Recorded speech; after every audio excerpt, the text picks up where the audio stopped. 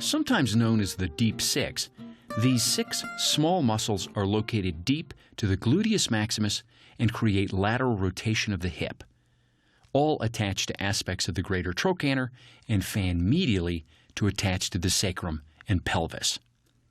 All of the lateral rotators are deep to the large sciatic nerve, except for the piriformis. The piriformis lies superficial to the sciatic nerve and, if overcontracted, can compress it. Nevertheless, the lateral rotators are accessible as a group, with the piriformis and quadratus femoris being the most discernible. So we'll focus on 2 of the lateral rotators of the hip. First, the piriformis. Let's just superimpose the muscle. There it is. We can see it running diagonally across the buttock from the sacrum to the greater trochanter, deep to that gluteus maximus. We kind of have a sense, of course, of where this muscle is, but there's 3 landmarks that will really help us isolate it. Those are going to be the PSIS here, the coccyx, and the greater trochanter. And you can see how my 3 fingers form a T, and across the base of that T will be the piriformis. So let's isolate those landmarks. Here's going to be that dimple on the low back, which is where the PSIS, that posterior superior iliac spine, is. And if you get a little lost, you can always find the iliac crest and find it there. And then from the PSIS, I can walk along the edge of the sacrum all the way down to the coccyx. But now let's stop for a second, because chances are you've never palpated your own coccyx, let alone your partner's. So let's take a moment to do that. If you stand on up, you can find the surface of your sacrum just here in between your buttocks. And then if you follow it inferiorly, it ends at the coccyx. And the coccyx is pretty much in the gluteal cleft, just at the very top. The gluteal cleft being, if you will, the crack between the cheeks. And that's at the very bottom of the vertebral column where the coccyx is going to be located. Okay? So how we can find that on our partner is I'm going to find the edge of the sacrum there, sort of pressing my fingers right into the edge of it. And then I'm just going to work through the sheet and find the very bottom of the vertebral column there.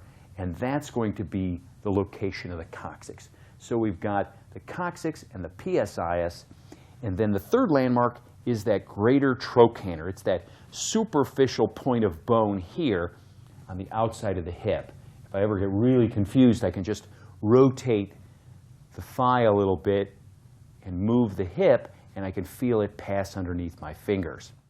So now we've found our T. And right along that base is going to be the piriformis.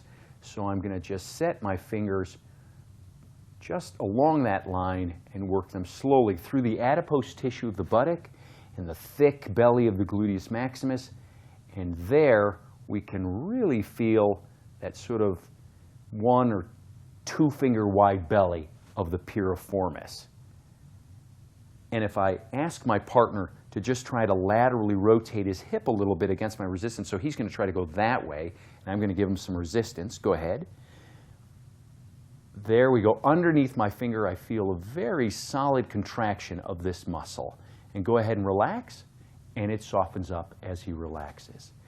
And I can follow it medially as it passes underneath the edge of the sacrum.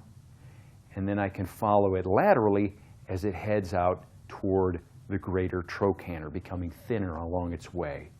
Now, let's just recognize that deep to the piriformis is the sciatic nerve. And there we can see that. But if I'm using a nice, broad finger pads and I'm not pressing too deep, I'm going to be just fine. So that's one lateral rotator, the piriformis. The second is going to be the quadratus femoris. And there you can see it there running from that ischial tuberosity over toward the greater trochanter. So let's just locate those landmarks again. I'm going to find my partner's ischial tuberosity right here at the sort of bottom of the buttock and just pressing in. It's that sits bone right at the base of the pelvis.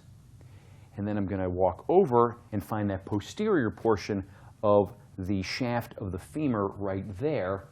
And that is where the quadratus will be attaching. So I'll just set my fingers up underneath the gluteus maximus. and feel for the quadratus femoris spanning between these landmarks. And again, I'm going to ask my partner to go ahead and laterally flex a little bit against my resistance. Great. And just a little contraction, a little effort forms a nice solid contraction of that muscle right there. Go ahead and relax. And as he relaxes, that muscle really softens. I can even roll my fingers across the quadratus femoris fibers like so. Great. So we've got two of the lateral rotators right there.